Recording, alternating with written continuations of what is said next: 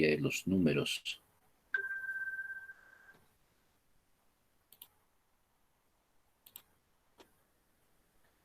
O sea, cuando veamos los criptosistemas o el cifrado después, que vamos a ver en otro tema, que es el cifrado moderno, una buena parte en qué se basan los algoritmos de cifrado es en la teoría de la información.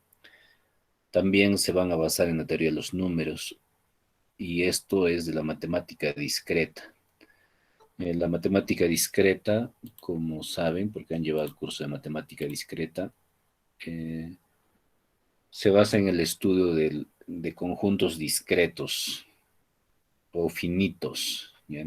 Porque ¿en qué se diferencia la matemática discreta de la matemática continua? La matemática continua es lo que todos conocen, ¿no? El cálculo, las, las integrales, derivadas, todo eso corresponde a matemática continua, que trabaja sobre números reales infinitos, ¿no?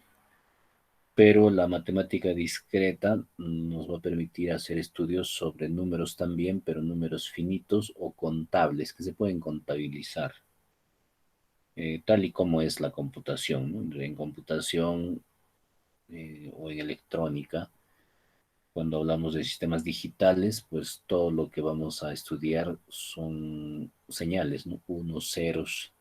En base a eso se pueden armar números o formatos. Entonces, pero siempre hablamos de conjuntos finitos, ¿no? Por más que hablemos de enormes cantidades de información, ¿no? Llámense terabytes, gigabytes, o sea, son finitos al final. Estas operaciones son las que nos van a permitir hacer justamente el cifrado y el descifrado de la información. Entonces, son esos dos aspectos, la teoría de la información y la teoría de números, los que fundamentan los algoritmos. Pero los algoritmos en sí mismos, para evaluar, por ejemplo, que un sistema sea eficiente o seguro, se tiene que verificar que sus algoritmos son difíciles de deshacer. Eh, hay, hay situaciones donde el algoritmo de cifrado, pues calcular el cifrado no debe ser muy difícil, no debe ser muy difícil, debe ser muy fácil, pero invertir ese proceso debe ser computacionalmente muy costoso, imposible en la práctica. ¿Y cómo vamos a saber, ¿no? Que esos algoritmos son seguros o son todo lo costosos que queremos que sea? Pues también analizando la complejidad de estos algoritmos. Entonces son las tres cosas que sustentan, los tres aspectos que van a sustentar la seguridad informática moderna. Y en la criptografía, en resumen. En esta semana, en este capítulo, vamos a ver lo que es el primero de ellos, que es la teoría de la información. ¿Ya? Entonces, para eso primero hay que hacer una definición ya no coloquial, ¿no? Sino una definición más matemática o más formal de lo que es información, ¿no? La semana pasada habíamos visto una definición de información como lo que contiene un mensaje relevante, ¿no? Pero eso es una definición coloquial. Entonces necesitamos hacer una definición más formal para que posteriormente esta definición nos pueda servir para poder hacer algunas evaluaciones o métricas sobre esa información. Entonces acá tenemos la definición, ¿no? Que nos dice que es el conjunto de datos o mensajes inteligibles, o sea, que se pueden entender, ¿no? Creados con un lenguaje de representación y que debemos proteger ante las amenazas del entorno durante su transmisión o almacenamiento usando técnicas criptográficas, entre otras herramientas. Es una definición desde el punto de vista ya de la seguridad informática, ¿no? Y entonces, ¿qué es la teoría de información? Entonces, la técnica o parte de la matemática que mide la cantidad de información que contiene un mensaje a través del número medio de bits necesarios para codificar todos los posibles mensajes. Entonces, ya empezamos a hablar de los bits, Al inicio vamos a ver algunos algoritmos que se aplican en general para bits o para alfabetos, pero en el cifrado moderno, básicamente al final vamos a terminar hablando de bits, ¿no? Porque todo es bits.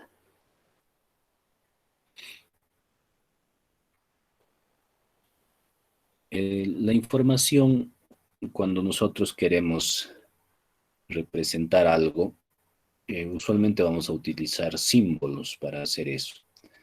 Nosotros como seres humanos somos capaces de leer o interpretar esos símbolos y se podría decir, ¿no?, que la información que contienen esos símbolos va a depender de qué tan inteligibles son. Para representar una misma información se puede hacer uso de diferentes representaciones o sistemas de representación. Por ejemplo, ¿no?, si yo quisiera representar una fecha es información, una fecha es información. Digamos que es el 15 de enero del 2005. ¿Ya? Entonces podría representarse así, ¿no?, con slash, ¿no?, o también así, ¿ya? Y nosotros como humanos lo seguimos entendiendo, o así, o así, o así, o así. Hay varias formas, ¿no?, muchas más incluso. Todas estas secuencias de caracteres representan el día 15 de enero del año 2005. Y así. Entonces solo son convenciones que para nosotros representan algo, ¿no?, transportan información. Y así, ¿no?, en la vida cotidiana estamos acostumbrados a utilizar diferentes codificaciones, ¿no? Por ejemplo, acá, unos ejemplos, ¿no? Vitaminas, ¿no?, grupo A, RH positivo, elementos químicos, fierro, silicio, mercurio, compuestos químicos, ¿no? Por ejemplo, en la química también tiene su propia nomenclatura. Entonces se usan secuencias que representan alguna información para el que está recibiendo ese mensaje, ¿no? Pero saber qué cantidad de información trae un mensaje es un problema al que se han enfrentado diferentes matemáticos principalmente, pero posteriormente informáticos, ¿no? Es cómo saber qué cantidad de información tiene un mensaje y si esa cantidad de información es óptima, ¿no?, para el mensaje. Sabemos que hay variabilidad en la cantidad de información que puede ir en un mensaje. Eso lo podemos ver, por ejemplo, en los idiomas, ¿no? En los idiomas. El inglés, por ejemplo, es un lenguaje, una lengua, un idioma muy conciso. Hay cosas que en inglés, pues, se dicen muy breve y en español hay que usar más palabras, ¿no? Aunque no en todo, ¿no? De repente en alguna cosa que se describa, pero a veces pasa al revés también, ¿no? En español hay una palabra que no existe en inglés y esa palabra se tiene que explicar mucho, mucho más, ¿no?, en inglés para poder representar lo mismo. Y así va a pasar siempre entre idiomas. Entonces, la información es una medida independiente del tamaño del mensaje, en algunos casos. Entonces, ¿cómo analizamos la cantidad de información que tiene un mensaje? Se pueden tomar varios criterios, ¿no?, uno a la vez o todos juntos, ¿no? Ahí tenemos cinco formas de valorar esa información. Por ejemplo, ¿no?, la primera es en función de la extensión del mensaje recibido. Yo podría decir, mientras más grande es el mensaje, he recibido más información. Mm, Puede ser en algunos casos una medida válida, ¿no? Si alguien me mandó 100 palabras en un mensaje, yo debería poder suponer que ese mensaje contiene más información que un mensaje de 10 palabras. Ya, no siempre, ya, pero es una métrica que puede darnos una aproximación a eso. La otra es en función de la utilidad del mensaje recibido. ¿Qué tan útil me sirve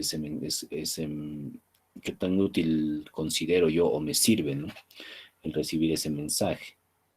hay mensajes irrelevantes, ¿no? Como cuando alguien te llama por teléfono y hablan de nada, ¿no? Porque el chisme, entonces, de repente no es información tan importante, pero si alguien te llama y te avisa, sabes que hay un trabajo de esto y preséntate en tal lugar, entonces es más útil, ¿no? Ahora, la información dentro de un mensaje también se podría medir por la novedad de ese mensaje. Si es algo redundante, repetitivo, puede que no valga tanto, ¿no? A pesar de que sean datos nuevos. Pero si es algo novedoso, por ejemplo, puede parecer, ¿no? Subjetivamente que contiene mayor cantidad de información. Ya, depende también del entorno, o sea, en qué circunstancias se da ese mensaje. Si se da en circunstancias donde las personas están esperando ese mensaje o de repente no, es irrelevante para ellos. O en un tiempo determinado. Un mensaje que te llegue en este momento no necesariamente es igual de útil más tarde o más antes, ¿no? No se sabe. Pero la última es un criterio más formal en función de la probabilidad de recibir un mensaje. Y de hecho es como lo vamos a abordar nosotros, ¿no? Porque los demás son subjetivos, ¿no? Extensión, utilidad, sorpresa, son subjetivos. Pero no queremos una medida subjetiva, ¿no? Sino queremos una medida objetiva que nos diga cuánta información trae un mensaje, tiene incluido un mensaje. Entonces, el último enfoque que es en función de la probabilidad es el que vamos a estudiar en adelante.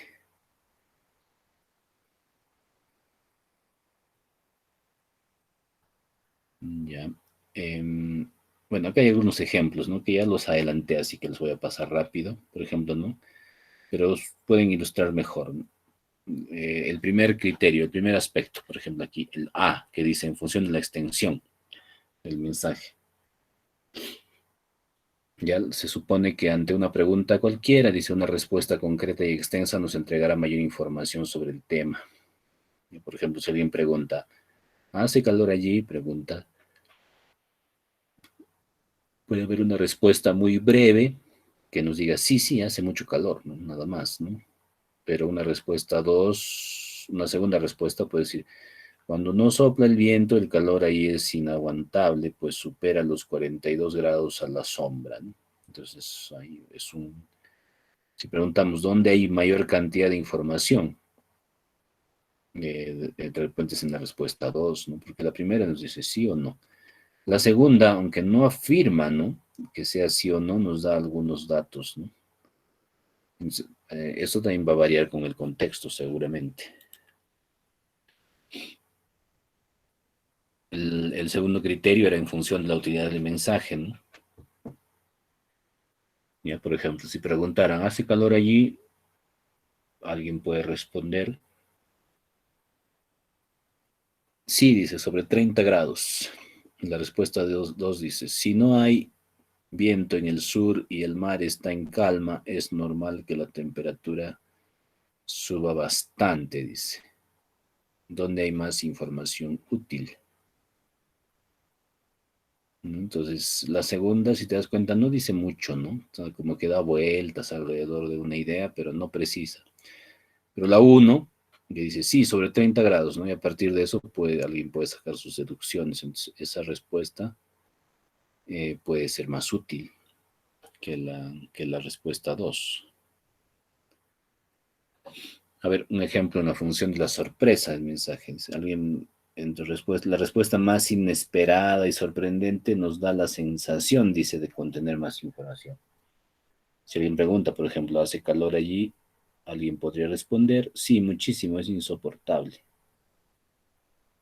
La respuesta 2, en esta época del año la temperatura es más suave y el tiempo muy agradable. Ya, entonces, la respuesta uno es como que va al punto, ¿no? Dice sí o no, simplemente.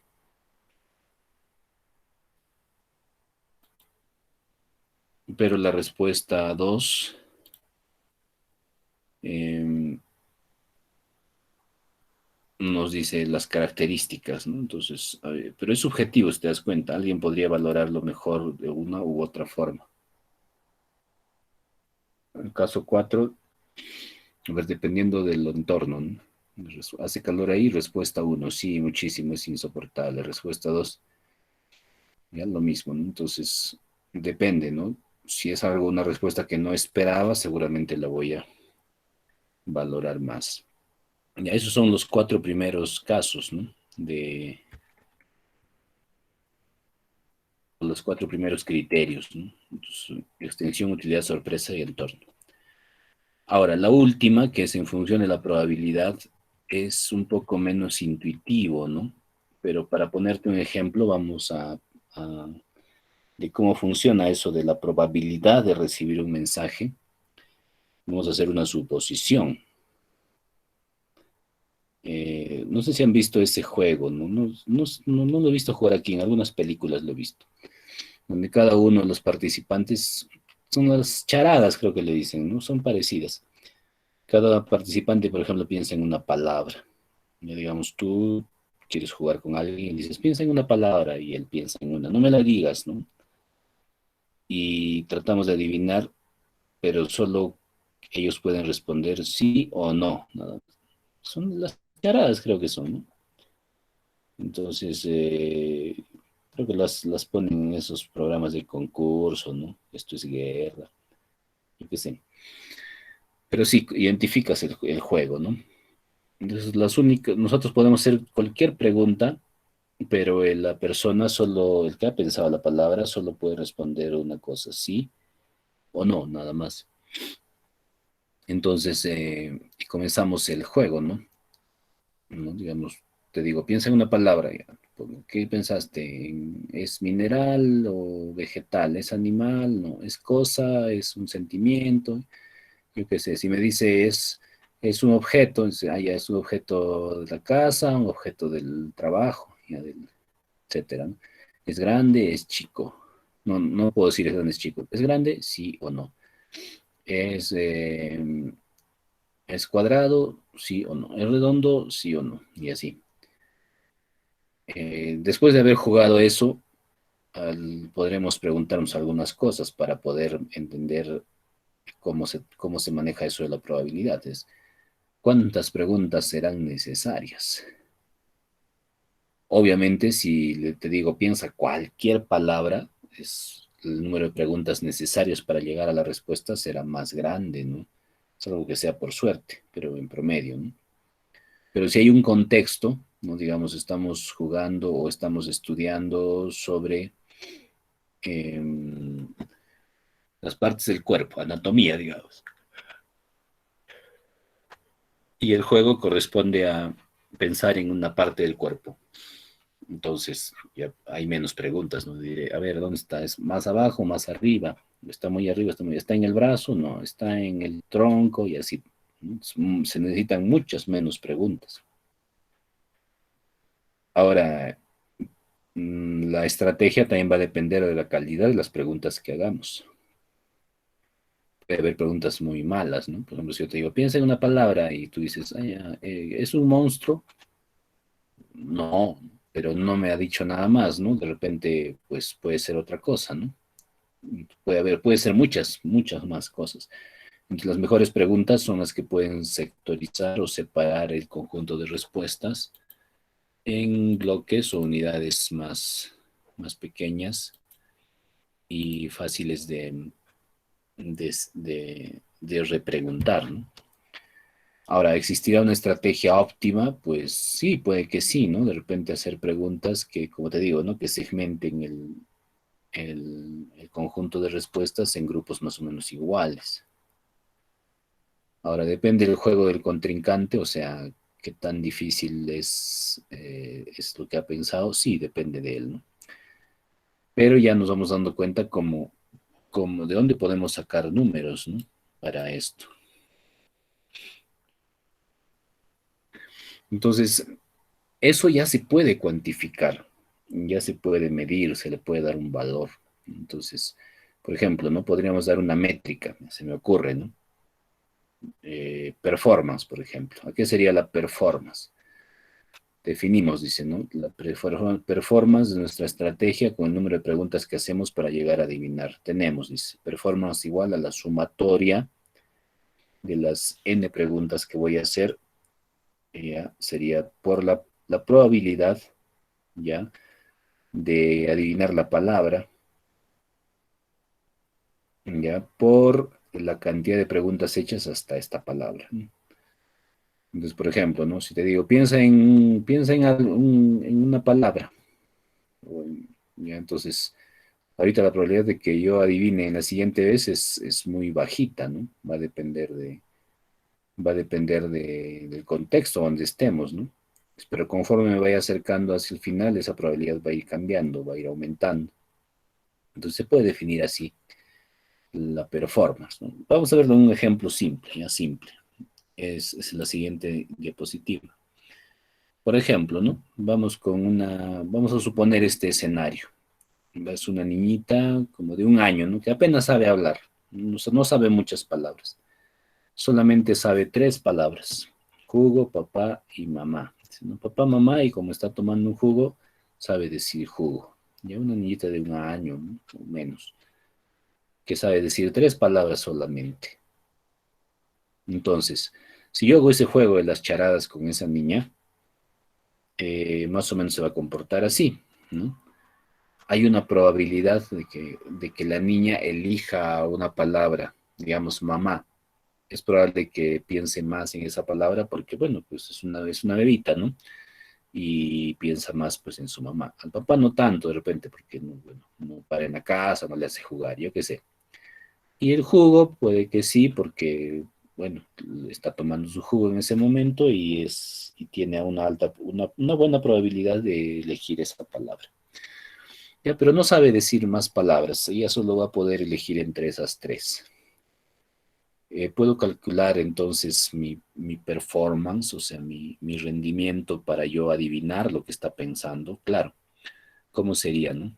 Va a depender de que en qué lista, qué número, en qué orden yo le adivino las palabras, ¿no? Entonces la niñita está ahí. Ya pensaste la palabra, ya pensó la palabra la niñita. Entonces yo le digo, ¿qué pensaste? ¿Pensaste en mamá? ¿Ya? Y si achunto, si acierto, sí, me va a decir, ¿no? Bueno, también sabe decir sí, mueve la cabecita, digamos. Entonces, ¿cuál es la probabilidad de acertar a mamá en la primera? El número de pregunta es esto, ¿no? 0,5 porque esa es la probabilidad de que ella esté pensando en mamá, eso es un hecho, es algo real.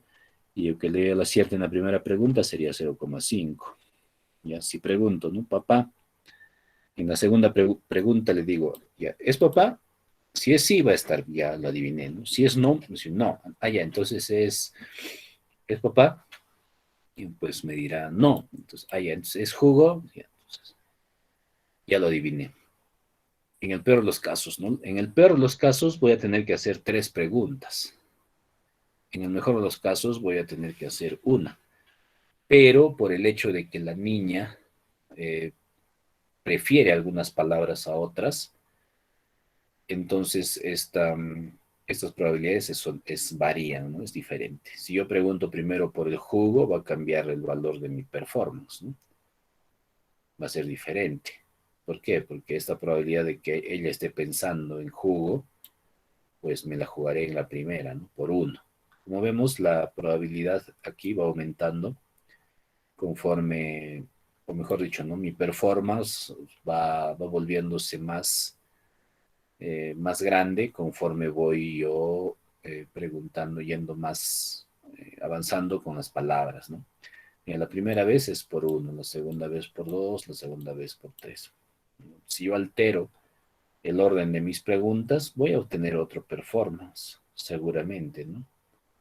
A ver, si primero preguntara al revés, ¿no? Jugo, papá y mamá, ¿cómo sería? Jugo sería la primera pregunta, ¿no? Por 0,5 sería, perdón, por 1. 0,25 sería acá el primer término. Más el segundo, 0,25 me va a dar 0,5. Sería 0,25 más 0,5. Y el último sería más 3 por 0,5 me va a dar 1.5. Si sumamos 1.5 más 0,5, ya tengo 2,25 va a salir, ¿ves? Entonces, si yo inicio las preguntas con las palabras menos probables, mi performance va a ser muy alta, ¿no? Entonces, pero eso se interpreta al revés, ¿no? Performance. Si más grande es mi performance, quiere decir que he empleado demasiado esfuerzo para adivinar, ¿no? Pero si empiezo por la palabra más probable, voy a obtener un número pequeño. La idea es acá tener un performance chiquito para afirmar que he tenido una buena estrategia. Este performance es una métrica más o menos arbitraria que representa que las preguntas promedio antes de llegar a la respuesta. Ya no quiero decir que sea la única forma, ¿no? Cada problema puede tener su propia forma de medir su performance o su rendimiento. Bien. Esto que hemos visto con la niña de jugar, ¿no? Si es papá o si es mamá o es jugo, se puede generalizar para cualquier conjunto de símbolos, o sea, no solo mamá, papá, jugo, sino cualquier conjunto de símbolos posibles. ¿Ya? Eh, ¿Cómo sería entonces? H vendría a ser, ya no sería la performance, sino hablamos de entropía, sería igual al negativo de la sumatoria de la probabilidad de enunciar una palabra en ese momento por el logaritmo en base 2 de la probabilidad de enunciar esa palabra. Y entonces, para la niña, por ejemplo, ¿no? Para la niña que hemos visto sería, ¿no? 0,5 por el logaritmo en base 2, porque es binario, la pregunta es sí o no. Si el interlocutor pudiera escoger tres palabras, pues sería el logaritmo en base 3, ¿no? En este caso es h igual a menos 0,5, logaritmo en base 2 de 0,5, más 0,25 es la probabilidad de enunciar la palabra papá, el logaritmo en base 2 de la probabilidad de decir esa palabra, 0,25 más 0,25 por el logaritmo en base 2, 0,25. O sea, esto es de aquí nada más, ¿no? En el orden que hemos puesto. Igualito, si invirtiéramos el orden, sería al revés, ¿no? Y bueno, no lo he calculado ahí. ¿Cuánto sale eso, no? A ver, calculadora. ¿Cuánto sale esto?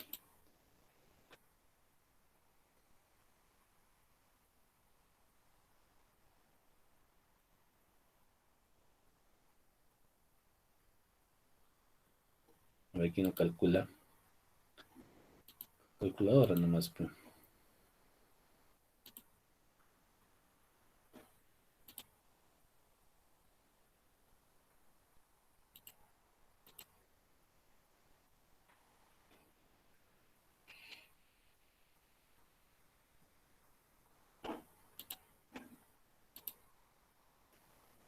Nada.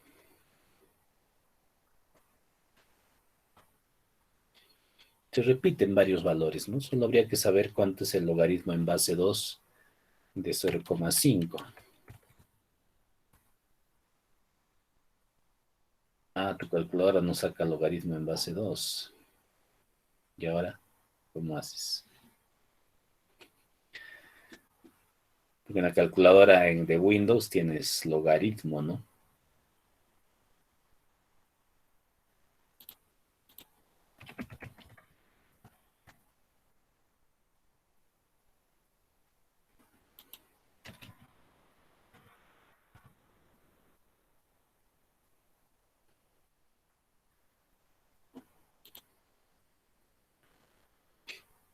¿Qué sale?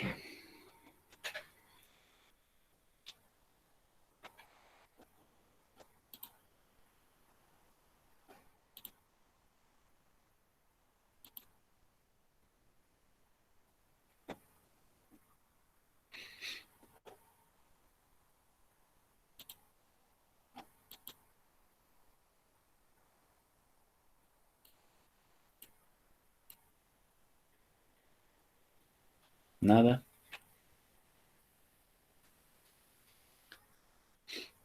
Tan frío sea en matemática, por eso no sale.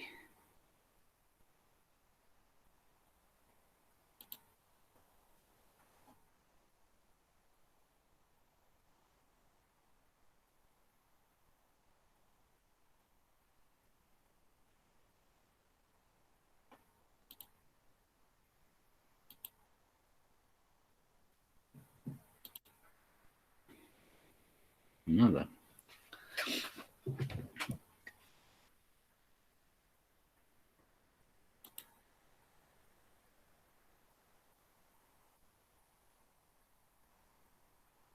A ver, vamos a ayudarles. Vamos a ayudarles.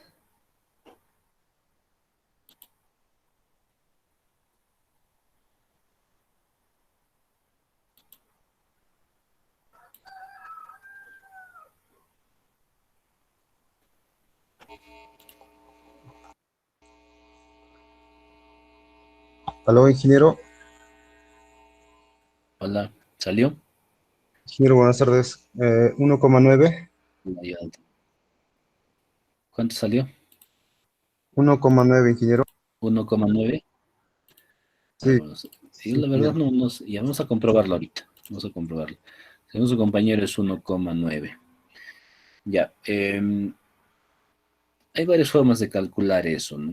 Ya puedes usar tu lenguaje de programación, sería la forma más conveniente, pero ahí haciendo un poquito de álgebra, ¿no? Haciendo un poquito de álgebra, podemos hacer una operación que se llama cambio de base, ¿no? Si es que no tenemos el método o el procedimiento. A ver, ¿cómo funciona eso del cambio de base? Yo puedo tener, ¿no? Logaritmo en base A de B. Cualquier logaritmo en base A de B, ¿no?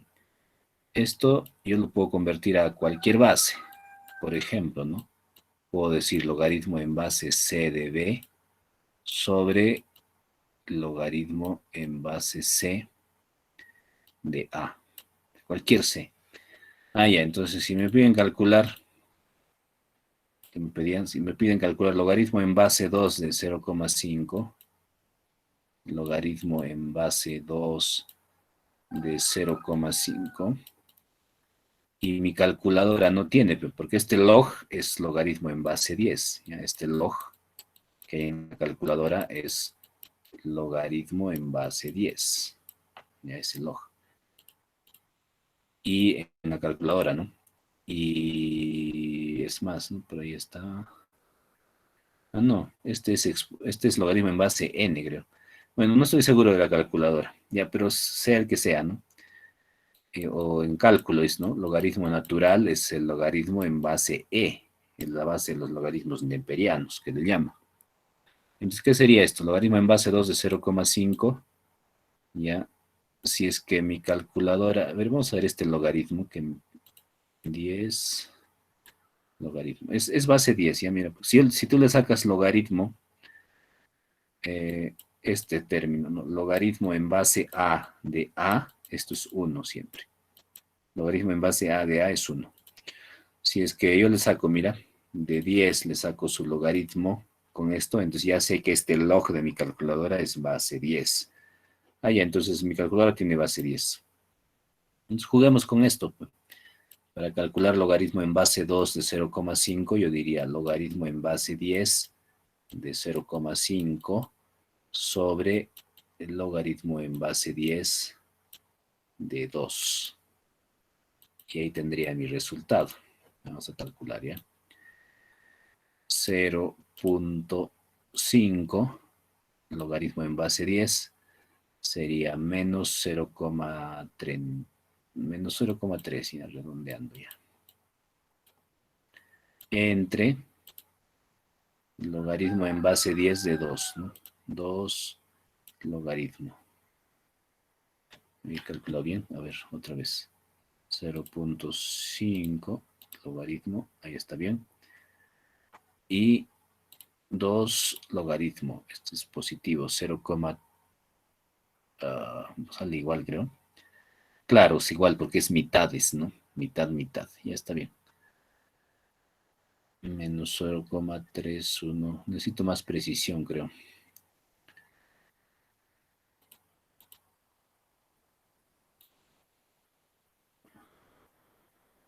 0,3, ya digamos. Ya tengo ese, ¿no? Y ya sé cuánto es el logaritmo en base 2 de 0,5 y necesito el logaritmo en base 2 de 0,25. Igualito, ¿no? Logaritmo en base 10 de 0,25 sobre logaritmo en base 10 de 2. Es igual. Vamos a calcular. 0,25 logaritmo es menos 0,6 menos 0,6 y este es igual, ¿no? Entre 0,3. Esto me va a dar menos 1 y esto me va a dar 2, ¿no? Ya tengo esos términos entonces aquí. Este es... Ahí me olvidé. Logaritmo en base 2 de 0,5 es menos 1. Aquí es menos 1. Y de 0,25 es menos 2, ¿no? Menos 2, negativo. ¿Ya? Entonces, aquí va a ser 0,5 por menos 1, me va a dar 0,5 positivo, más por menos 2 me va a dar 0,5 positivo también. Y aquí me va a dar 0,5 positivo, no, negativo, perdón, negativo. Me va a salir 0, aquí 0,5, aquí 0,5, acá 0,5, me va a salir 0,5. Entonces así no lo escribimos. A ver. Sí sale 1,5. Con estos datos, ¿no? Aquí es el doble, aquí el doble. 1,5 sale. Ya. Ahora, si es que tenemos un lenguaje de programación que nos permita poner la base en buena hora, y si no, siempre podemos hacer esa transformación algebraica, ¿no? En Python no me acuerdo cómo es. O en Excel, ¿no? También. Va a salir 0,5, ¿no?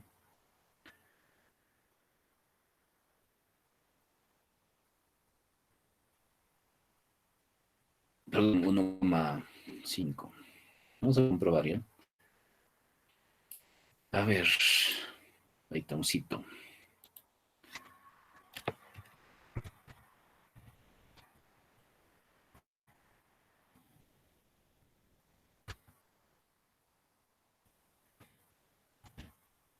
Ahí está, logaritmo. Retorna el logaritmo de x en la base dada. Ahí acá sí le puedo poner la base. Ya, entonces aquí en Python mi operación sería, ¿no? Operación sería 0,5, así sería, ¿no? Menos, más grande, 0,5 por logaritmo de 0,5 en base 2, así, más 0,25 por logaritmo de 0,25 en base 2 más 0,25 por logaritmo 0,25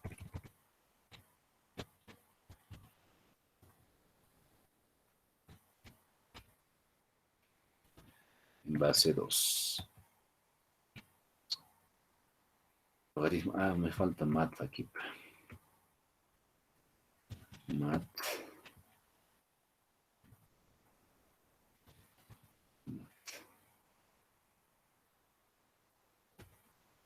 Esta vez 1,5. ¿Ya? Si tu lenguaje no tiene la base, para poner base, algunos no tienen, entonces simplemente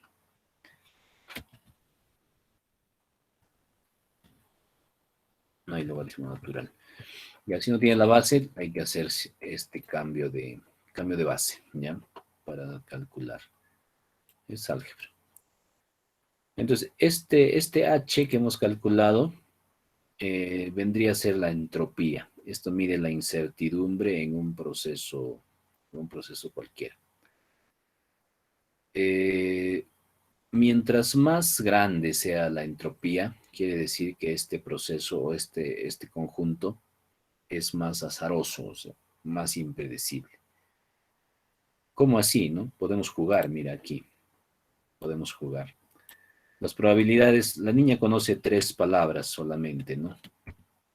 Ya la probabilidad de que ella hable mamá es esta, 0.5. La probabilidad de que diga papá o jugo es esto. Pero si la niña siempre habla mamá, digamos, 9% de las veces habla mamá. ¿Cuánto quedaría aquí? 0. Digamos, papá habla el 0,05% de las veces. Y juguito habla el 0,05 de las veces. Tiene que sumar 1, mira. 1, está bien. 1, 1, ¿ya? ¿Cuál sería la entropía? Mira, es más baja. ¿Por qué? Porque es casi seguro que yo voy a adivinar una de las palabras, ¿no? Podemos invertir el orden también, ¿ya? Si te das cuenta, acá el orden ya no importa aquí. En la fórmula que vimos para la métrica, la performance, si importaba el orden, aquí no. ¿Por qué? Porque hay menos entropía. Porque uno de estos es muy probable.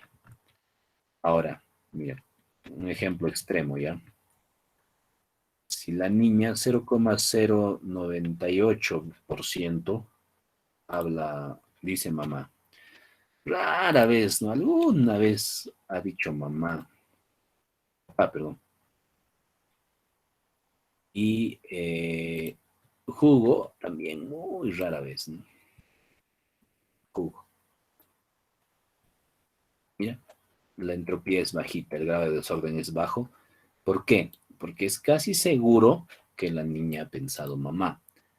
Si yo tengo esa información, si yo tengo esa información, casi siempre voy a adivinar. Entonces, en esa secuencia de preguntas que yo le hago, es más probable que esté incluida la palabra mamá. Entonces, la secuencia que estoy haciendo de preguntas a la niña contiene mucha información. Esa es la relación. Esa es la relación. Contiene mucha información. Sigamos jugando. ¿Cuál sería el caso donde hay menos información? Cuando la niña eh,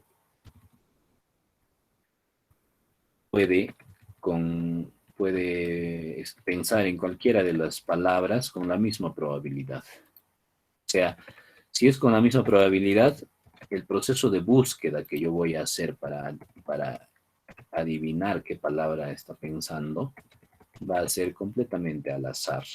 Mira, mamá, papá, puede ser cualquier palabra de que haya pensado, eso es completamente al azar. ¿Ya? Entonces, cuando esta palabra es completa, cuando las palabras son completamente al azar, entonces la entropía también va a crecer. Si es que yo estuviera seguro de algo, por ejemplo, ella dice mamá, sí o sí, nada más. ¿Ya?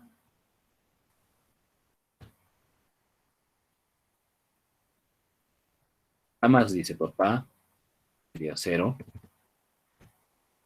y jamás dice jugo.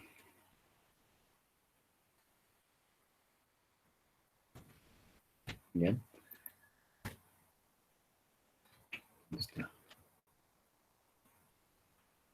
No, no puede ser con 0, ¿no? Claro, sería, no hay logaritmo de 0, pues, ¿no? Ya nunca va a ser 0, ¿no? Aquí, obviamente. A ver, 0, logaritmo. Claro, no hay logaritmo de 0, porque la curva del logaritmo es asintótica, ¿no? En el 0. Ya nunca va a ser 0. Pero ¿qué quiere decir? No es que sea 0, sino que es infinitamente grande, ¿no? Ya, entonces, la entropía, que nos, resumiendo, ¿no? Entonces, la entropía va a medir la incertidumbre de un proceso cualquiera, la incertidumbre. En la entropía, vamos a ver algunos axiomas en los que se basa esto de la entropía, ¿no? Y con eso lo dejamos ahí, tengo que hacer algo en un rato. Ya, entonces, cuando analizamos información, entonces debemos considerar estos axiomas, ¿no? Primero, la continuidad. Si cambiamos las probabilidades, también la información del proceso cambiará, lo que hemos visto, ¿no? Y cambiamos las probabilidades y la información del proceso cambia. Ya estamos considerando eso. Simetría, dice, si se reordenan las probabilidades, obtendré el mismo resultado en cuanto a información del sistema. Te das cuenta, aquí el orden no altera, ¿no? Yo le puedo haber jugado con las probabilidades las mismas, ¿no? Haberle alterado el orden. Al final pregunto, mamá, entonces no cambia, ¿no? Si se ordenan las probabilidades, obtendré el mismo resultado en cuanto a información del sistema. Eso no debe cambiar. Condición para un máximo, dice, la cantidad H, la entropía, será máxima, dice, si todas las probabilidades son iguales para el sistema en cuestión. Entonces, para el sistema en cuestión, si la entropía es máxima cuando todas las probabilidades son iguales. Y cuando es completamente al azar. Si yo lanzo dados, por ejemplo, monedas, la probabilidad de que salgan caras o sellos completamente al azar, entonces ese proceso es completamente aleatorio y la entropía es máxima. Si yo, por ejemplo, generara una palabra, ¿no? Un mensaje, ¿no? Usando una moneda, lanzo una monedita, me sale cara, sello, cara, sello, cara, sello, cara, sello, cara, sello. ¿Cuál es la probabilidad de que haya salido cada uno de estos símbolos, ¿no? Es 0,5, 0, igual, ¿no? Para todos, completamente al azar. Esta secuencia que yo hago lanzando una moneda, esto que lanzo una moneda, tiene entropía máxima.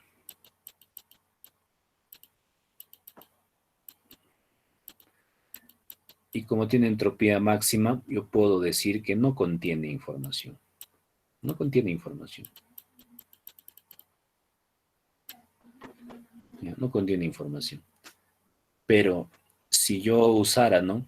Si yo usara otro proceso, ¿no? Donde tengo unas monedas, ¿no? Digamos que siempre sale cara. Por alguna razón, ¿no? ¿Ya? Si yo encuentro este mensaje, este mensaje yo puedo suponer que sí contiene información, ¿no? Que no ha sido un proceso al azar. ¿Ya? Eso me permite. Y por último, este es más difícil de entender, el coarse graining. ¿Qué cosa es el coarse graining? Va a depender de qué tantas opciones tengo. Por ejemplo, aquí para cada diseño tengo solo dos opciones para generar cada símbolo. O cuando le ponía, ¿no? Dijiste, ¿pensaste en más o no? ¿Pensaste en sí? ¿En jugo? Sí. Entonces, eso puede ser la base del logaritmo que estamos poniendo aquí. ¿Por qué puse acá el logaritmo en base 2? Porque estoy suponiendo que voy a hacer preguntas que me pueden responder sí o no, nada más, ¿no? Pero si hiciera preguntas donde pueden responderme tres cosas, entonces tendría en base 3, ¿no? ¿Ya? Pero bueno, nosotros vamos a usar solamente en base 2, ¿no? Entonces, la cantidad de información para rematar eso, ¿no? Ya mañana vemos el resto. ¿Qué es entonces? La cantidad de información probabilística va a depender de,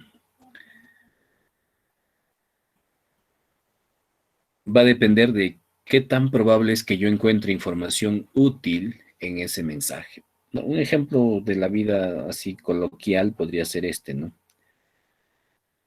Si alguien pregunta, ¿dónde le da alegría a su cuerpo Macarena? ¿Ya?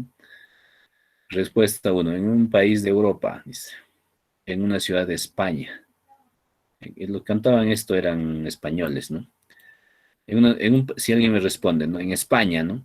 Pero alguien me da una respuesta. En un país de Europa, puede ser. ¿Cuál es la probabilidad de que sea España? Pues hay muchos países, digamos, uno entre 10, ¿no? Uno entre 15. Pero alguien podría decirme, ¿no? En una ciudad de España, eso es más preciso, ¿no? Y estoy segmentando solamente ese lugar. O alguien podría darme una respuesta, ¿no? En los números 1 y 3 de la calle Sierpes en Sevilla, España. Es una respuesta mucho más precisa. ¿Dónde es más probable que yo encuentre información? Aquí, ¿no? Aquí donde hay información puntual y donde no tiene que ver el azar, ¿no? ¿Cuál es la probabilidad? ¿Cuál es la probabilidad de que la respuesta esté, de que, bueno, las personas que busco o el lugar que busco esté en Europa, por ejemplo, ¿no? En Europa podría ser Francia, París, ¿no? Si hablamos de ciudades, ¿no? Puede ser cualquier sitio, ¿no? En España hay menos sitios, la probabilidad de que esté en España es más alta. Y la respuesta 3, si me dicen la dirección exacta, es mucho más probable que ocurra esto, ¿no? Más o menos así se puede resumir esta parte de aquí. ¿Ya? Vamos a ver luego aplicaciones de eso, sobre todo para lo que es codificación. ¿Ya? Por ahora estamos viendo un concepto general. Y bueno, lo voy a dejar ahí porque ahorita tengo que hacer algo y voy a tener que salir de casa, entonces ya no puedo seguir haciendo la clase hablando, ¿no? Ya el día de mañana continuamos con con lo que resta, ¿no? De este mismo tema. Ya, entonces los dejo ahí, los voy a enlazar también las clases luego en el aula virtual. Ya, entonces nos vemos el día de mañana.